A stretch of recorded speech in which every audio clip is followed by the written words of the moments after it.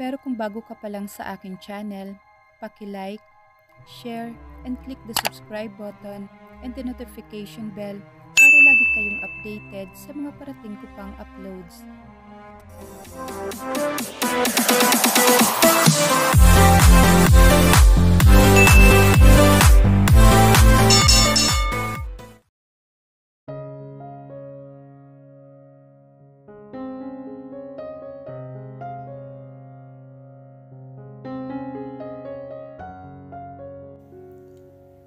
Kung ang kahinaan ni Marcos ay si Jessica, mas kahinaan naman niya ito. Nalimutan niya ang lahat ng sama ng loob sa pagtatampo sa asawa. Mas nanaig ang pagkamis niya rito. Mainit at mapaghanap ang halik ni Marcos. Mukhang pareho silang nararamdaman sa isa't isa. Pero hindi niya ito masisisi. Malakas ang mga pangangailangan ni Marcos. Noong hindi pa sila kasal, ay alam niyang player rin ito. Nilaliman ni Marcos ang halik. Pinalalim nito ang mga halik sa kanya. Hinalikan nito ang isang parte ng kahinaan niya. Ang halik nito sa kanyang leeg. I miss you so much. I miss all of this. Ungol naman ni Marcos, habang ipinagpapatuloy pa rin nito ang halik sa kanya. Hindi rin mapigilan ni Jessica ang umungol. Sandaling tumigil naman si Marcos sa ginagawa nito. Tinitigan siya nito. Nang salubungin iyon ni Jessica, ay mas lalo pa siyang natuwa rito. Marahan na hinaplos ni Jessica ang kaliwang pisngi ng asawa. Alam mo na ang gagawin mo. Nakakalokong humisi naman si Marcos. Iginalaw nito ang mga kamay. Binuhat siya nito. Bahagyang nanlaki ang mga mata naman ni Jessica. Impit na rin na napatili siya. Anong ginagawa mo? Iniiwasan natin ang iskandalo, hindi ba? Nagsimula na itong maglakad habang buhat-buhat siya nito. Gusto ni Jessica ang pagkakalapit nilang dalawa ng asawa. Namula naman si Jessica. Yeah. Pero hindi sa ganitong method or transportation. Baka pag-usapan tayo ng mga tao. Tumawa naman si Marcos. We're husband and wife. They normally do this. Ginamit naman ni Marcos ang exclusive elevator. Bilang may-ari ay may access ito roon. Ibinaba siya nito at isinandal sa pader ng elevator. At mariing hinalikan muli. Nilalaro ng mga kamay ni Marcos ang buhok niya. Abala naman ang labi nito at sa paglalim ng mga halik sa mga labi niya. Ang tanging nagagawa niya para marilis ang aliw ay idiin ang kuko niya sa balikat ni Marcos. Isa rin iyon sa paraan para palapitin ito patungo sa kanya. Sunod na pinaglaro naman ni Marcos ang mga kamay sa hita niya. Unti-unti nitong itinataas iyon. Sa ginawa nitong iyon, naramdaman niya kaagad ang kahandaan ni Marcos. Pumasok sila sa loob ng sariling kwarto nito. Mabilis na inihiga ni Marcos si Jessica. Nang makita ang kama, pinakawalan na nila ang mga impit na ungol lang nila kanina. Everything was beautiful. Tinatanggal na ni Marcos ang lahat ng saplot sa katawan nito. Kagaya ng ginagawa nito sa kanya. Lahat ng nakikita ni Jessica ay maganda. Halos isa na ang mga katawan nila nang may maalala si Marcos. Shit! Bahagyang nabahala naman si Jessica. Anong problema, Marcos? Kinapakapa naman ni Marcos ang bulsa nito. Lumayo rin ito sa kanya. Nagpunta ito sa banyo. Pero lalo lamang noon pinalakas ang pagmumura ni Marcos. Madilim ang mukha nito na bumalik sa kanya. Hindi natin pwedeng gawin ito. Mukhang inis na wika naman ang asawa niya. Ano bang problema? Naiwan ko sa wallet. I don't have any protection. Sa tingin ko hindi naman yan problema. Nakalabing wika naman ni Jessica. Alam mo ang kondisyon ko. Miracle do happen. And well, prevention is better than cure. Umiling-iling naman si Jessica. There's nothing to worry about. Please, Marcos. Lumapit naman si Jessica kay Marcos. Malanding hinaplos niya ang pisngi at braso nito. Gustong-gusto na niya ito. Hindi na niya gustong maghintay pa. Maya-maya ay nangangalit na rin ang mga ngipin nito. Indikasyon na nahihirapan na ito sa pagpipigil. Pero kagaya niya, mukhang pumipitik na rin ng tama ang pagnanasa sa lalaki. Nanibago naman si Jessica. Hindi na niya matandaan kung kailan huling hindi gumamit si Marcos. Tuwing nakikipagtalik ito sa kanya, gaano man siya kasigurado na malabo na magbuntis siya, ay ayaw nitong maniwala.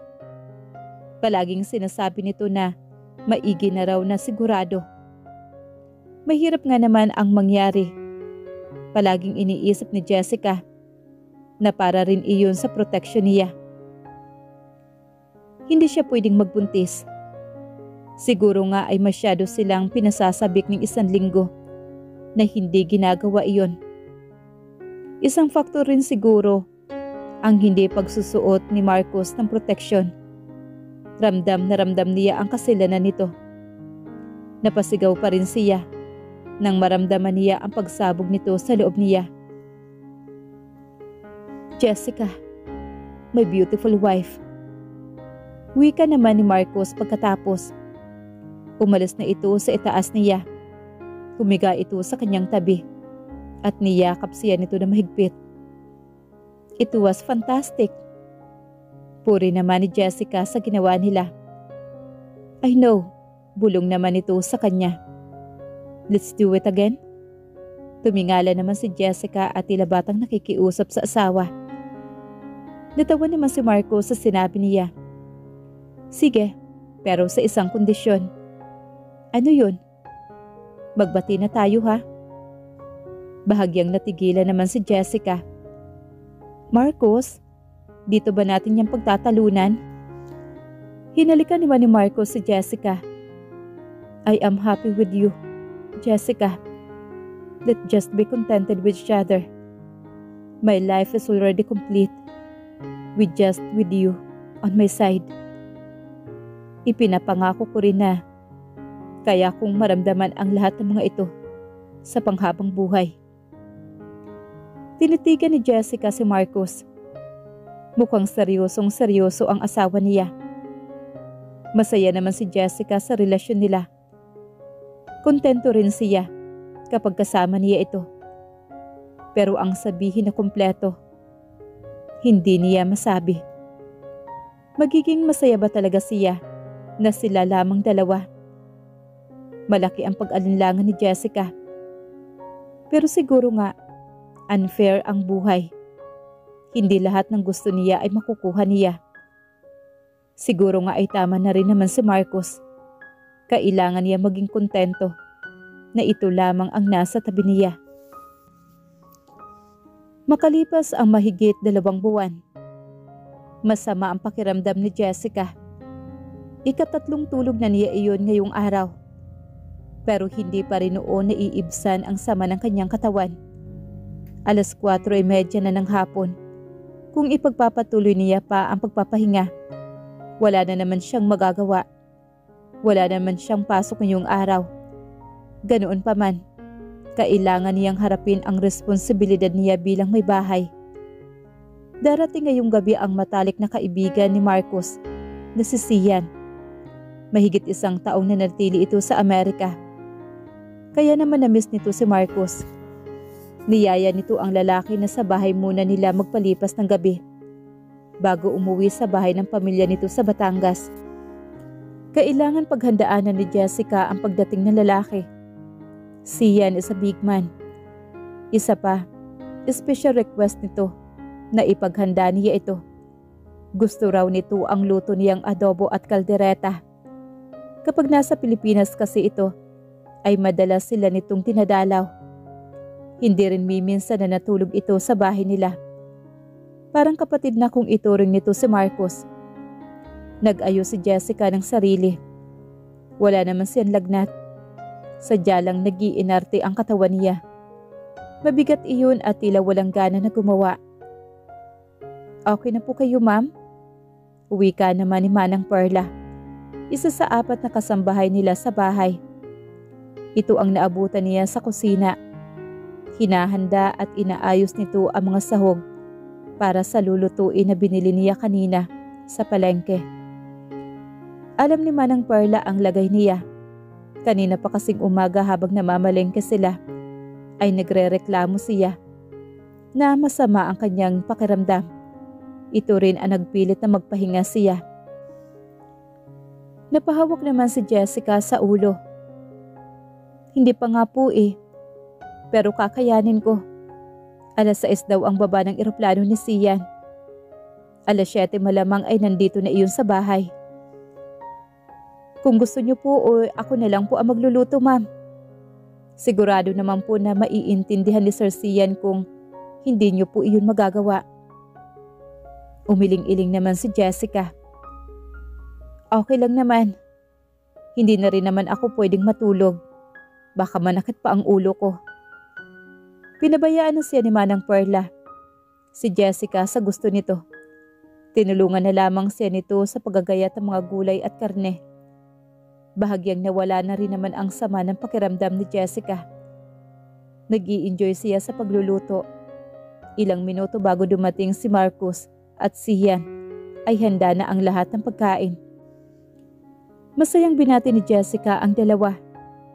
Welcome back, Sian. Kumusta? I'm good as always. Hindi ngumingiti si Sian at tinitigan siya nito. Pero mukhang ikaw ang hindi. Namumutla ka. Are you feeling well?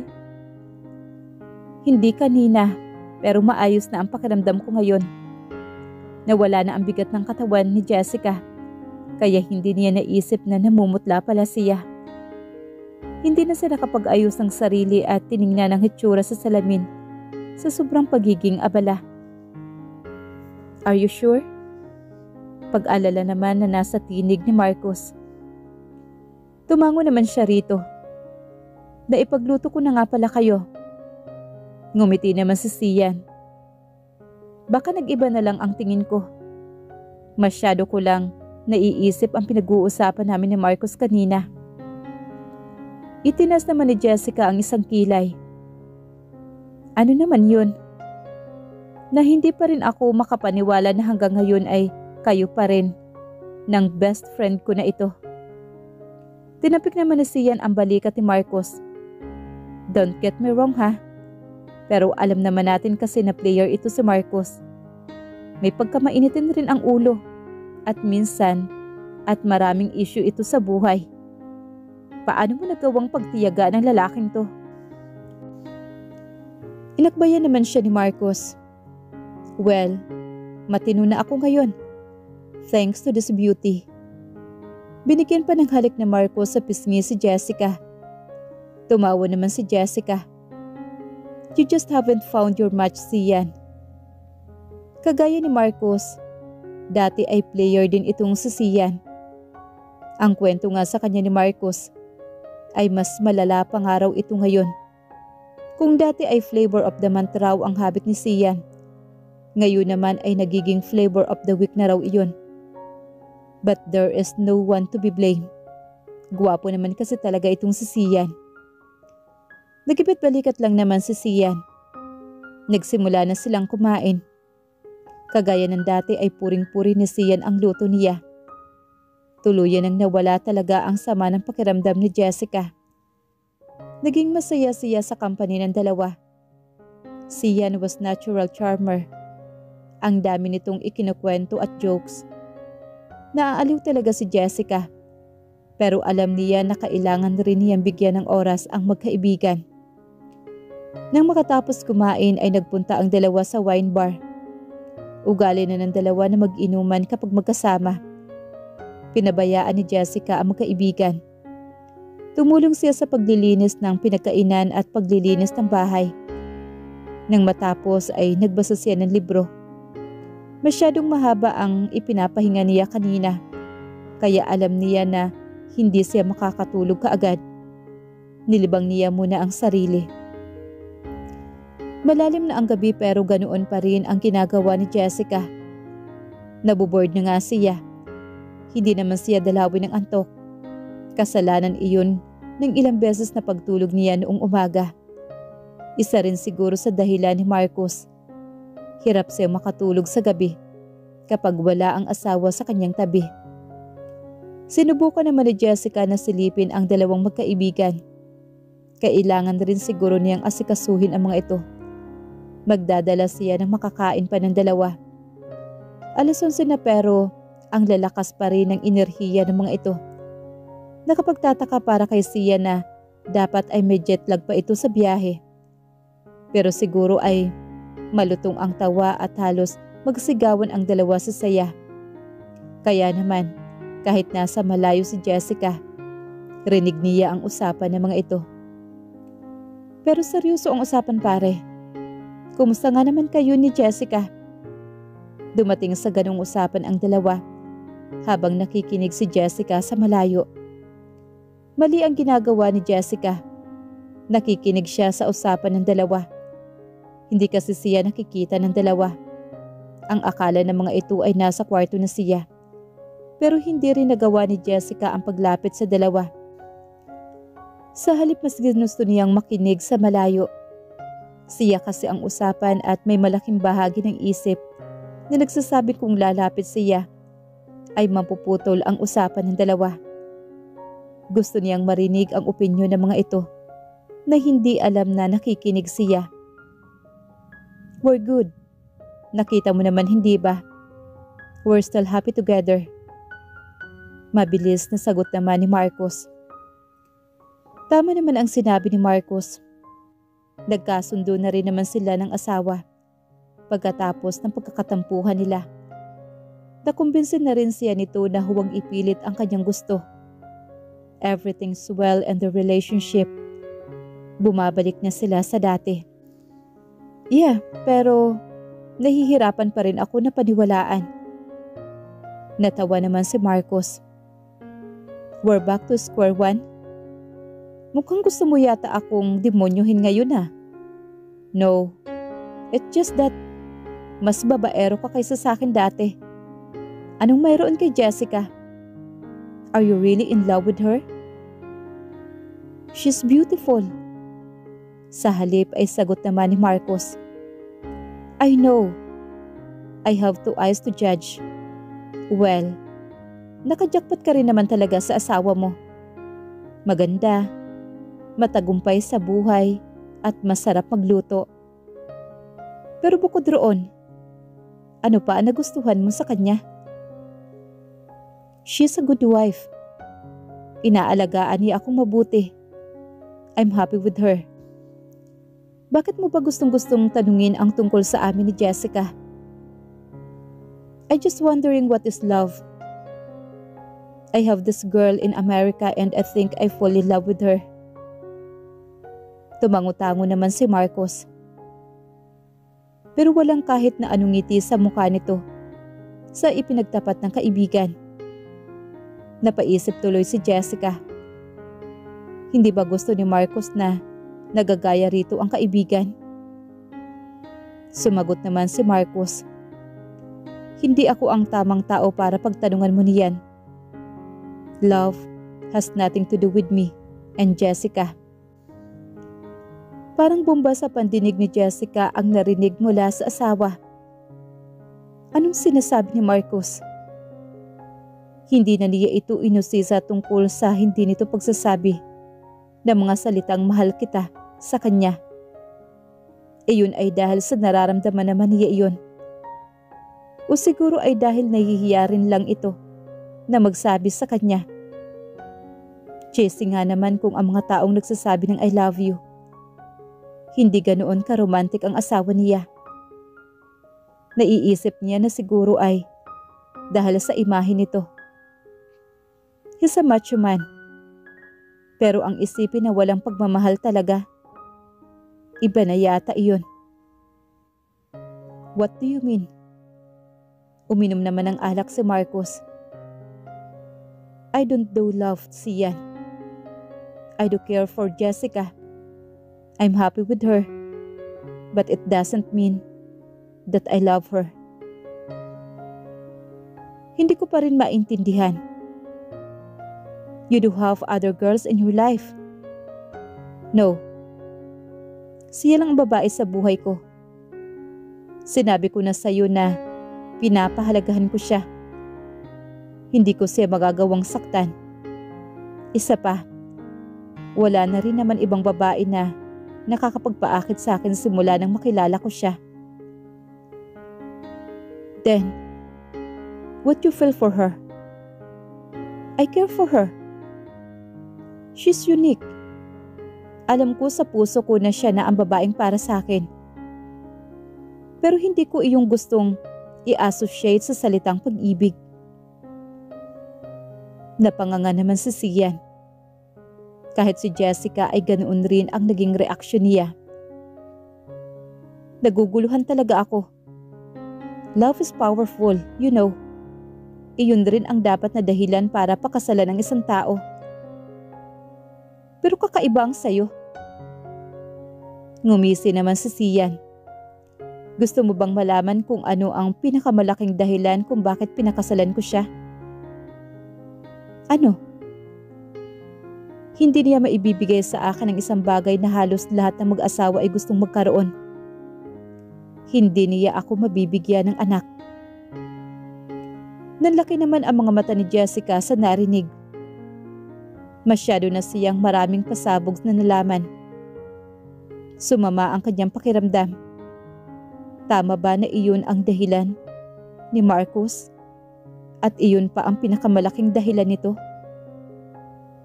Mali na maramdaman rin siguro iyon ni Jessica, ang masasamang damdamin. Bakit naman siya magagalit? Sinong hindi magugustuhan ang isang lalaki na magugustuhan ka sa kahinaan mo? Marami siyang alam na tao na kapag nalaman na hindi magagawang makapagbigay ng anak, ay nato-turn off. O ang iba naman ay iniiwan ang mismong asawa. Pero siya mismo ay nagustuhan pa ni Marcos nang dahil doon. Anong dahilan ni Marcos? Marami pa ba siyang hindi alam sa asawa? Napahawak naman si Jessica sa kanyang ulo. Bigla naman siyang nahilo. Dahil ba iyon sa mga pasabog ni Marcos? Napahawak rin siya sa bibig. Nandidiri siya sa mga naririnig.